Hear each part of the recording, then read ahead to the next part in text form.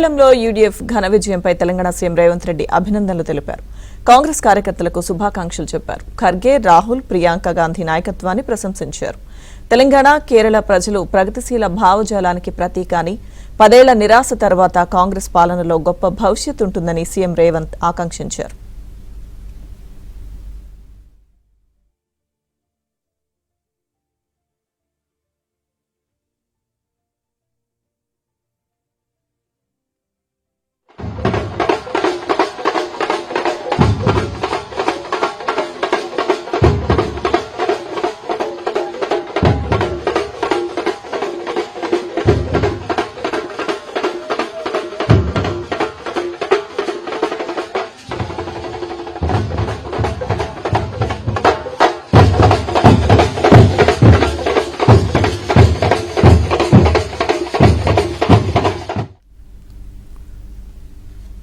కేరళంలో Telangana CM Revanth రెడ్డికి craze ఉందని whip ఆది శ్రీనివాస్ అన్నారు.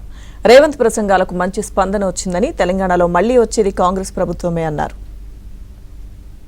కేరళలో విస్తృతంగా పర్యటన చేసి రోడ్డు షోల ద్వారా, బహిరంగ సభ ద్వారా పదునైన మాటలతో తన ఆలోచన ధోరణితోటి ప్రజలను చైతన్యవంతం చేయడం వల్ల కాంగ్రెస్ పార్టీ పట్ల వారు ప్రచారం చేసే ప్రతి ప్రాంతంలో కూడా కాంగ్రెస్ పార్టీ గెలిచినటువంటి సందర్భం గుర్తు చేస్తూ ఈరోజు కాంగ్రెస్ పార్టీలో ప్రజాదరణ కలిగిన నేతల్లో ప్రధానంగా రాహుల్ గాంధీ గారు, ప్రియాంక గాంధీ గారు, శ్రీమతి సోనియా గాంధీ గారు, తదుపరి ఈరోజు రేవంత్ రెడ్డి గారు కూడా అత్యంత ప్రజాదరణ కలిగిన నేతగా కాంగ్రెస్ పార్టీలో ఎదుగుతున్నటువంటి సందర్భాన్ని మనం గుర్తు చేసుకోవాల్సినటువంటి అంశాన్ని ఈ సందర్భంగా చెబుతూ, కేరళలో కూడా మంచి క్రేజు ఉన్నటువంటి సందర్భంలో వారు మాట్లాడిన ప్రతి మాటకు అక్కడ కూడా ప్రజల నుంచి చక్కటి స్పందన వచ్చినటువంటి పరిస్థితిని బట్టి ఈరోజు రాబో రోజుల్లో కూడా రేవంత్ రెడ్డి గారి ఆలోచన ధోరణి, ఇందిరమ్మ రాజ్యం ప్రజాపాలనలో తిరిగి రెండోసారి తెలంగాణలో కాంగ్రెస్ పార్టీ ప్రభుత్వం